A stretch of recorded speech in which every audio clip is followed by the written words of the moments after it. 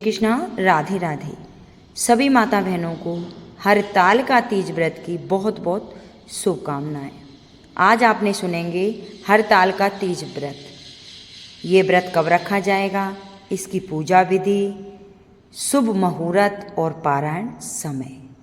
हिंदू धर्म में तीज का त्यौहार बहुत ही धूमधाम से मनाया जाता है।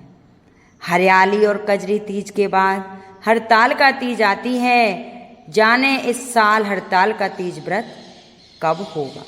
हिंदू धर्म में हरतालिका तीज का विशेष महत्व है। यह व्रत सुहागिनों के लिए खास होता है। इस दिन सुहागिन स्त्रियां अपने पति की लंबी आयु के लिए व्रत करती हैं।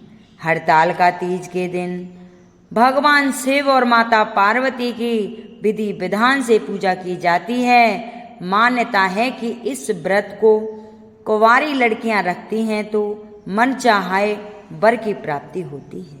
जाने साल 2024 में हरतालिका तीज व्रत कब रखा जाएगा। हिंदू पंचांग के अनुसार हर साल भाद्रपद के शुक्ल पक्ष की तृतीया तिथि को हरतालिका तीज मनाई जाती है। इस साल यह व्रत 6 सितंबर 2024 शुक्रवार को रखा जाएगा। तृतीया तिथि 5 सितंबर को दोपहर 12:21 पर शुरू होगी, जो कि 6 सितंबर को दोपहर 3:01 पर समापन होगी। उदिता तिथि के कारण यह व्रत 6 सितंबर को ही रखा जाएगा। इसका शुभ मुहूर्त होगा प्रातःकाल। हरतालिका पूजा का मुहूर्त 6:01 से सुबह 8:32 तक रहेगा।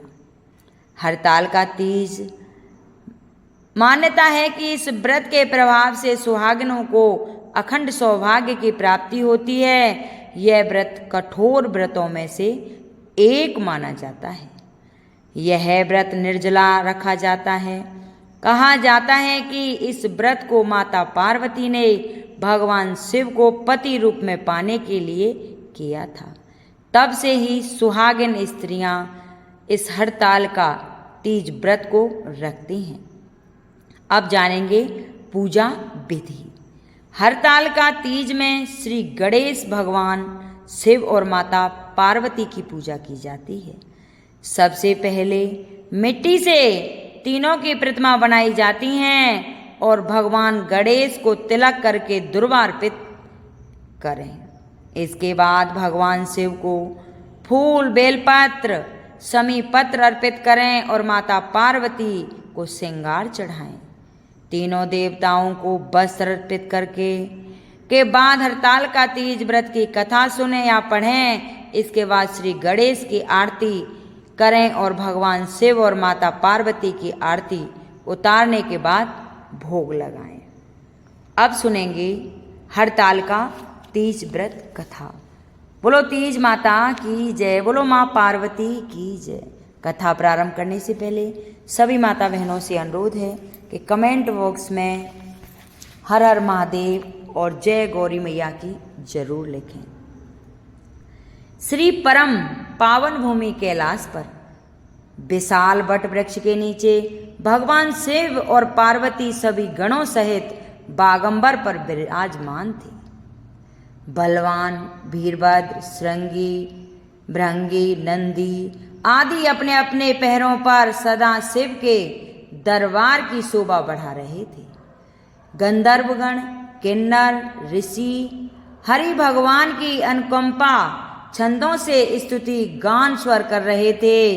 अलापों से बागों में संगल से सुखी सुअवसर पर महारानी पार्वती जी ने भगवान शिव से दोनों हाथ जोड़कर प्रसन्न किया कि हे महेश्वर, मेरे बड़े सौभाग्य हैं जो मैंने आप सरी के पति को वरण किया है। क्या मैं जान सकती हूँ कि मैंने वह कौन सा पुण्य अर्जन किया है कि आप मेरे पति बने। आप अंतर्यामी हैं, मुझको बताने की कृपा करें। पार्वती जी की ऐसी प्रार्थना सुनने पर शिव जी बोले, हे वरानने, तुमने अति उत्तम पुण्य का संग्रह किया था। जिससे तुमने मुझे प्राप्त किया है वह अति गुप्त है। अब मैं तुम्हारे आग्रह पर प्रकट करता हूँ। भाद्रपद माह के शुक्ल पक्ष के तीज का व्रत हरतालिका के नाम से प्रसिद्ध है। यह जैसे तारागणों में चंद्रमा, नवग्रहों में सूर्य, वर्णों में ब्राह्मण, देवताओं में गंगा, पुराणों में महाभारत, वेदों में साम, इंद्रियों में मन, ऐसे ही यह व्रत श्रेष्ठ है। जो तीज हस्त नक्षत्र युक्त पड़े वह और भी महान पुण्यदायक होती है। ऐसा सुनकर श्री पार्वती जी ने कहा, हे महेश्वर, मैंने कब और कैसे यह तीज व्रत किया था सो विस्तार के साथ श्रवण करने की इच्छा है। इतना सुनकर भगवान शंकर बोले कि हे भाग्यवान, उमा भारत के उत्तर में श्रेष्ठ एक पर्वत है। उसके राजा का नाम हिमाचल है। वहाँ तुम भाग्यवती रानी मैना से उत्पन्न हुई थी। तुमने बाल्यकाल से ही मेरी आराधना करना प्रारंभ कर दिया था। कुछ उम्र बढ़ने पर तुमने हिमालय की दुर्गम गुफाओं में जाकर मुझे पाने हेतु तप किया। तुमने ग्रीष्म काल में बाहर चट्टानों पर आसन लगाकर तप किया। वर्षा काल में बाहर पानी में तप किया। शीतकाल में पानी में खड़े होकर मेरा ध्यान में संलग्न रही।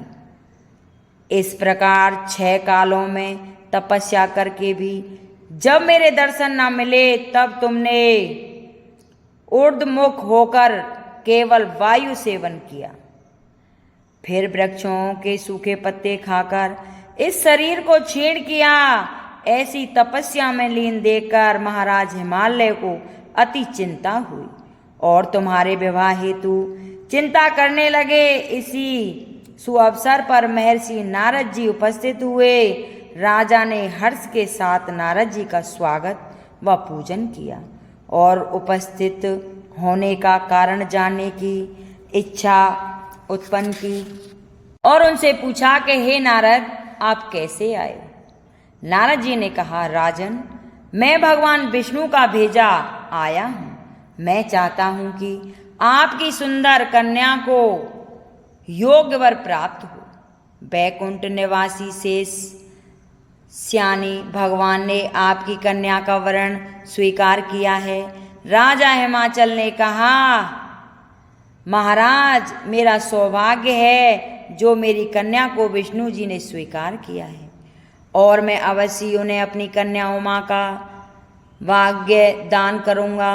यह सुनिश्चित हो जाने पर नारद जी वैकुंठ पहुँच कर श्री विष्णु भगवान से पार्वती जी के विवाह का निश्चय होना सुनाया। इधर महाराज हिमालय ने वन में पहुंचकर पार्वती जी से भगवान विष्णु से विवाह होने का निश्चय समाचार दिया। ऐसा सुनते ही पार्वती जी को महान दुख हुआ। उस दुख से तुम विलय होकर अपनी सखी के पास जाकर विलाप करने लगी। तो तुम्हारा विलाप देख सखी ने तुम्हारी इच्छा जानकर कहा, देवी, मैं तुम्हें ऐसी गुफा में तपस्या को ले चलूंगी जहां तुम्हें महाराजा हिमालय भी ना ढूंढ सकेंगे। ऐसा कहे उमा सहेली सहित हिमालय की गहन गुफा में विलीन हो गई।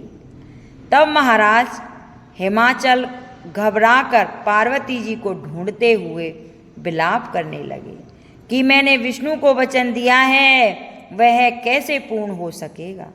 ऐसा कहकर मूर्छित हो गए। तत्पश्चात सभी पुरवासियों को साथ लेकर ढूंढने को महाराज ने पदार्पण कर ऐसी चिंता करके कहा कि क्या मेरी कन्या को व्याघ्र खा गया, सर्प ने डस लिया या कोई राक्षस हर ले गया। उस समय तुम अपनी सहेली के साथ ही गहन गुफा में पहुंच बिना जल अन्न के मेरे व्रत को प्रारंभ करने लगी थीं। उसी दिन भाद्रपद की तृतीया तिथि थी, पस्त हस्त नक्षत्र युक्त थी। मेरी पूजा के फलस्वरूप मेरा सिंहासन हिल उठा, तो मैंने जाकर तुम्हें दर्शन दिए और तुमसे कहा, देवी मैं तुम्हारा व्रत और पूजन से अति प्रसन्न हूँ, तुम्हें अपनी कामना का मुझसे वर्णन करो। इतना सुन तुमने लज्जित भाव से प्रार्थना की कि आप अंतर्यामी हैं, मेरे मन के भाव आपसे छुपे नहीं हैं, मैं आपको पति रूप में पाना चाहती हूँ। इतना सुनकर मैं तुम्हें एमस्तु इच्छित पूर्ण वरदान दे अंतर्ध्यान हो गया। इसके बाद तुम्हारे पिता हिमाचल मंत्रियों सहित ढूंढते ढूंढते नदी तट पर मारे शोक से मूर्छित होकर गिर पड़े। उसी समय तुम सहेलियों के साथ मेरी बालों की मूर्ति विसर्जन करने हेतु नदी तट पर आ पहुंची थीं, तो तुम्हारे नगर निवासी मंत्रीगण हिमाचल सहित तुम्हारे दर्शन कर अति प्रसन्नता को प्राप्त हुए और तुमसे लिपट लिपट कर रोने लगे और बोले, उमा तुम इस भयंकर वन में कैसे चली आई, जो अति भयानक है, जहाँ सिंह व्याघ्र जहरीले भयानक सर्पों का निवास है, जहाँ मनुष्य के प्राण संकट में हो सकते हैं। अतः हे पुत्री, इस भयंकर वन को त्याग कर अपने गृह स्थान को प्रस्थान करो। पिता के ऐसे कहने पर तुमने कहा, पिताजी मेरा विवाह तुमने भगवान विष्णु के साथ स्वीकार किया है, इससे मैं इसी वन में रहकर अपने प्राण विसर्जन करूंगी। ऐसा सुन महाराज हिमाचल अति दुखी हुए और बोले, प्यारी पुत्री तुम शोक मत करो, मैं तुम्हारा विवाह कदापि भगवान विष्णु के साथ नहीं करूंगा और तुम्हारा अविष्ट वर जो तुम्हें पसंद है उसी सदा शिव के साथ करूंगा। तब तुम मेरे पर अति प्रसन्न हो सहेली के साथ नगर में उपस्थित होकर अपनी माता अन्य सहेलियों से मिलती हुई कुछ समय बाद शुभ मुहूर्त में तुम्हारा विवाह वेद विधि के साथ महाराज हिमाचल व महारानी मैना ने मेरे साथ कर पुण्य का अर्जन किया। हे सौभाग्यशालिनी, जिस सहेली ने तुमको हरण कर हिमालय की गुफा में रखा, मेरी प्राप्ति का व्रत किया, इसी से इस व्रत का नाम हरताल का पड़ा और यह व्रत सब व्रतों में उत्तम हुआ। इस प्रकार सुनकर माता पार्वती ने कहा, प्रभु आपने मेरे मिलने की सुखद कथा सुनाकर मुझे प्रसन्न तो किया, पर इस व्रत के करने का विधान व इसका फल नहीं सुनाया। कृपा करके मुझे इसके करने की विधि व पृथक पृथक फलों को भी सुनाइए।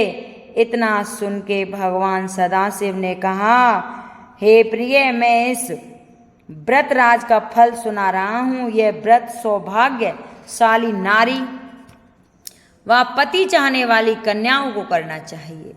यह व्रत भाद्रपद के शुक्ल पक्ष की तृतीया की शाम को आरंभ कर तीज का व्रत धारण करे। यह व्रत निराहार, बिना फल आहार और निर्जल होकर रखना चाहिए। भगवान शिव पार्वती की प्रतिमा स्वर्ण की स्थापित करके केले पुष्प आदि के खंभे स्थापित करे। रेशमी वस्त्र के चंदोबा बनाकर बंधन बार लगाकर भगवान शिव का बालू का लिंग स्थापित करके पूजन, वैदिक मंत्र, स्तुति, गान, पाठ, शंख, मृदंग, झांझ आदि से रात्रि जागरण करना चाहिए और भगवान शिव के पूजन के बाद फल फूल, पकवान, लड्डू, मेवा, मिष्टान, तरह तरह के भोग की सामग्री अर्पण करें। फिर ब्राह्मणों को द्रव्य, अन्न, वस्त्र, पात्र आदि का दान श्रद्धा युक्त देना चाहिए। भगवान शिव को प्रति वस्तु को सिद्ध पंचाक्षरी मंत्रों से ओम नमः शिवाय कहकर समर्पित करना चाहिए। प्रार्थना के समय अपनी इच्छा भगवान के सामने प्रेषित करनी चाहिए। फिर पार्वती जी से यह लिखी प्रार्थना करवाई, जय जग माता मेरी भाग्य विधाता। तुम हो पार्वती शिव प्यारी, तुम दाता नंद पुरारी। सती संतों में रेख तुम्हारी, जय हो आनंद दाता, जय हो आनंद दाता। इच्छित वर में तुमको पाऊं, भूल चूक को दुख ना उठाऊं। भाव भक्ति से तुम्हें पाऊं, कर दो पूर्ण बाता। जय जय जय जग जगदम्बी माता। प्रार्थना के बाद पुष्पों को दोनों हाथों में लेकर पुष्पांजलि अर्पण करें। फिर चतुर्दशी को शिवलिंग किसी नदी या तालाब में विसर्जन करें। फिर 3 ब्राह्मणों को भोजन करा के दक्षिणा देवें। इस प्रकार यह व्रत पूर्ण करने से नारी सौभाग्यवती होती है, धन व पुत्र पौत्रों से सुखी होकर जीवन व्यतीत करती है। कन्याओं के व्रत करने से कुलीन धनवान को प्राप्त होने का सौभाग्य होता है। हे देवी, जो सौभाग्यवती नारी इस व्रत को नहीं धारण करती वह बार बार वैधव्य व पुत्र शोक को प्राप्त होती है। ये थी माता हड़ताल का तीज व्रत कथा। अगर किसी माता बहन को पसंद आई हो तो इसे लाइक करें, शेयर करें, सब्सक्राइब करें, जिससे सभी माता बहनों के पास ये पहुंच जाए। बोलो शिव गौरी महारानी की जय, बोलो शिव गौरी मारपति की जय। हर हर महादेव।